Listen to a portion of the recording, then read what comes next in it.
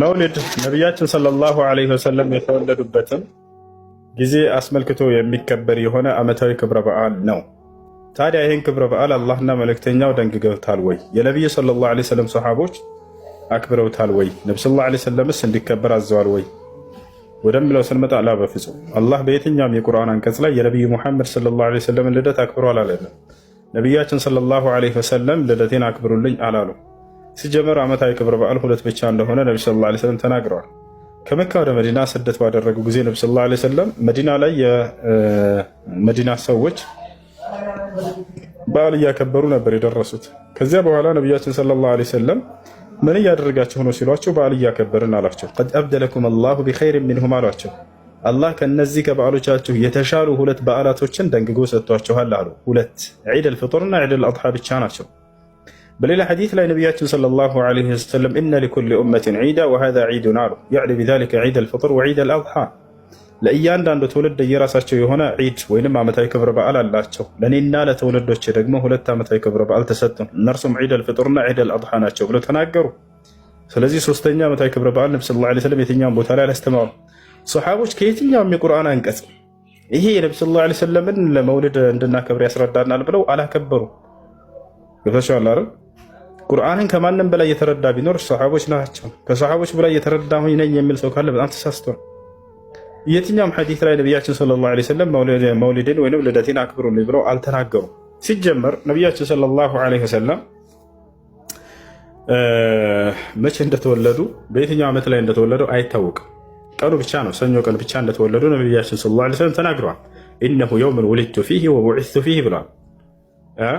እርሱ የተወለድኩበት ቀንና ነቢይ ተደርጌ የተላኩበት ቀን ነው ብለው ነቢ ሰለላሁ ዐለይሂ ወሰለም ተናግረዋል። ነገር ግን የትኛው ወር ላይ ነው? የትኛውም ቦታ ላይ ቁርአንም ሐዲስም ላይ አልተጻፈም። ረቢዑል አወል ላይ ነው ይላሉ። ማስረጃ ወፍ። እሺ ረቢዑል አወል ላይ ነው በሚለው ተስማሙላቸው። ረቢዑል አወል ስንተኛው ቀን ላይ ተወለዱ በሏቸው። 12ኛው ቀን ላይ ይሏቸዋል። ማስረጃ ብሏቸው አሁንም ወፍ የለም። የትኛውም ቦታ ቁርአንም ሐዲስም ላይ በ12ኛው ቀን ነው የተወለዱት የሚል የለም። እሺ በ12ኛው ቀን ነው የሚለውን እንስማማ በሏቸው። የ12ኛው ቀን አርብ ቀን ቢሆንስ ከሰኞ ቀኖች ወይ ማክሰኞ ቢሆንስ ልታከብሩት ነው ወይ? እናከብራለን ካላችሁ ነቢ ሰለላሁ ዐለይሂ ወሰለም ሰኞ ቀን ነው የተወለድኩት ብለዋል። ከዚያ ጋር ሊጋጭባቸው ነው። ስለዚህ የማይሆን ነገር ነው። አይሆንም፣ በፍጹም አይቻልም። ያ ነው። ሲቀጥል አሁን ላይ ያሉት ብዙ ቀደምቶቹ የአሽዓራ ዑለሞች ራሳቸው ቃል በቃል ቢድዓ እንደሆነ አምነዋል፣ መስክረዋል። ነገር ግን ቢድዓ ሐሰና ነው የሚሉት በሶስቱ ክፍለ ዘመናት ላይ በፍጹም እንዳልተከበረም ያውቃሉ። መውሊድ የተጀመረው መቼ ነው? የት ነው? በማን ተጀመረ? ምን አይነት ሰውስ ጀመረው ወደሚለው እንምጣ። መውሊድ የተጀመረው በግብፅ ሀገር ላይ ነው። በግብፅ ሀገር ላይ በስንተኛው?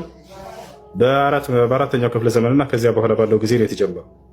በግብፅ ሀገር ላይ የሚገኙ የሆኑ ፋጢሚያ የተባሉ የሺዓ አንጃዎች፣ የራፊዳ አንጃዎች ሚን ጉላት ራፊዳ እነሱ ናቸው የጀመሩት። እነርሱ የዛኔ በግብፅ ሀገር ላይ አስተዳደር ነበሩ፣ ግብፅን ይመሩ ነበር። እነዚህ አካሎች ናቸው የጀመሩት። ይህ ሺዓ ሱና ነው። ይህ በፍጹም የሙስሊሞች ሱና አይደለም፣ የራፊዳዎች ሱና ነው። መጀመሪያ ሲጀምረው ያ ንጉሱ ሲያከብር ጊዜ ያከበረው የአምስት አካሎችን ነበረ። የመጀመሪያ የዓልይን፣ ሁለተኛ የፋጢማን፣ ሶስተኛ የሐሰንን፣ አራተኛ የሁሰይንን። ከዚያ በኋላ በሀገሪቱ ያለውን ንጉስ የነዚህን የአምስቶቹን ልደት ማክበር ጀመሩ እነዚህ ሰዎች። ከዚያ በኋላ ቀስ በቀስ የነቢዩ ሰለላሁ ዐለይሂ ወሰለም ልደት ማክበር ጀመሩ። ከዚያ በኋላ ሙዘፈር የተባለው የሶሪያው ንጉስ እርሱ ደግሞ አገኘውና ይሄንን በሀገር ደረጃ አከበሩ። መንግስታቶች አንድን ነገር ሲያገኙ ጊዜ ኃይልም አላቸው፣ ጉልበትም አላቸው፣ ገንዘብም አላቸው። በሀገር ደረጃ ነገር እንዲከበር የማድረግ አቅም አላቸው። ከዚያ በኋላ ከእርሱ ተያዘና በሙስሊሙ ማህበረሰብ ይሄ ነገር እየተንሰራፋ እየሰፋ መጣ። ጭራሽ ከሃይማኖት አድርገውት ቁጭ አሉ። አጀማመሩ ግን ጭራሽ የሆኑ ሰዎችን ግለሰቦችን ልደትና ክብር በሚል ነበር። ገብቷቸዋል አይደል? ከዚያ በኋላ የሃይማኖት አንዱ ክፍል አድርገውት ቁጭ አሉ። ከዚያ በኋላ ጭራሽ ዓመታዊ ክብረ በዓል ነው ብለው ቁጭ አሉ።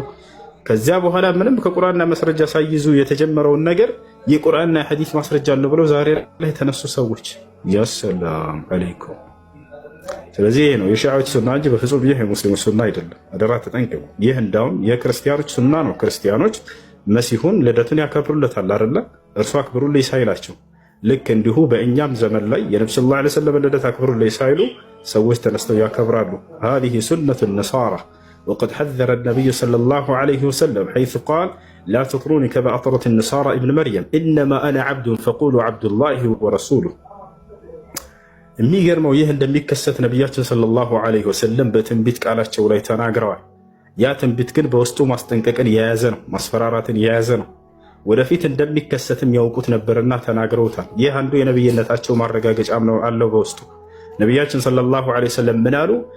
ላ ተጥሩኒ ከማ አጠረት ነሳራ እብነ መርየም አሉ። ክርስቲያኖች የማርያምን ልጅ ከልኩ በላይ ከፍ ከፍ እንዳደረጉት እኔንም አደራ እንደርሱ ከልኬ በላይ ከፍ ከፍ እንዳታደርጉኝ፣ እኛ የአላህ አገልጋዮችና መልእክተኞቹ ብቻ እንጂ ሌላ አይደለንም አሉ። ምን እያሉ ነው? በውስጡ ወደፊት ልክ እንደ ኢየሱስን ከልኩ በላይ ከፍ ከፍ አድርገው እንዳነሱ የወደፊት ከትውልዳቸው ልክ እንዲሁ እንደዚ አይነት ህዝብ እንደሚነሳ እያስጠነቀቁና እየተናገሩ ነው።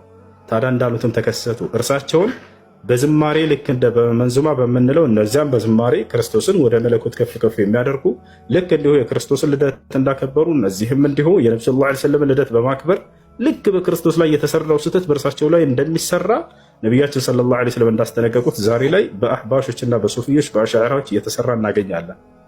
አላሁ ሙስተዓን።